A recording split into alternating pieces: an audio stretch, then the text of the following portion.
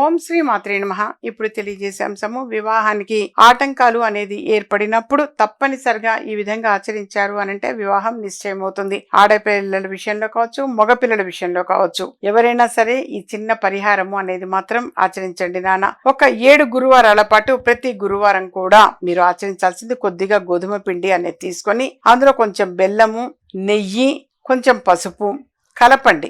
కలిపి ఆ మిశ్రమాన్ని ఆవుకు తినిపించండి. ఈ విధంగా 7 గురువారాల పాటు ఆచరించండి నాన్న.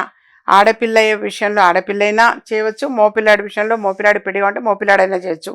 అమ్మ మా పిల్లలు విదేశంలో ఉన్నారు, మరి మేము చేయవచ్చా అంటే నిరభ్యంతరంగా తల్లి తండ్రి చక్కగా ఆచరించవచ్చు నాన్న. తల్లి గాని తండ్రి గాని మీరు మీ పిల్లల కోసం మనసులో సంకల్పం చెప్పుకొని మీ అబ్బాయికి త్వరగా వివాహం జరగాలని కావచ్చు, మీ అమ్మాయికి త్వరగా వివాహం జరగాలంటే అలా కావచ్చు అనుకొని నిరభ్యంతరంగా ఆచరించండి నాన్న. దాన్ని ఆ మిశ్రమాన్ని తీసిపోయి ఆవుకు తినిపించండి. కొంచెం గోధుమ పిండి తీసుకోండి, అందులో కాస్త బెల్లం కలపండి, నెయ్యి, పసుపు ఈ 4 కలిపిన మిశ్రమాన్ని గోమాతకి తినిపించండి. ఈ విధంగా 7 గురువారాల పాటు చేయండి. 7 గురువారాల లోపుగానే శుభవార్త వినగలుగుతారు.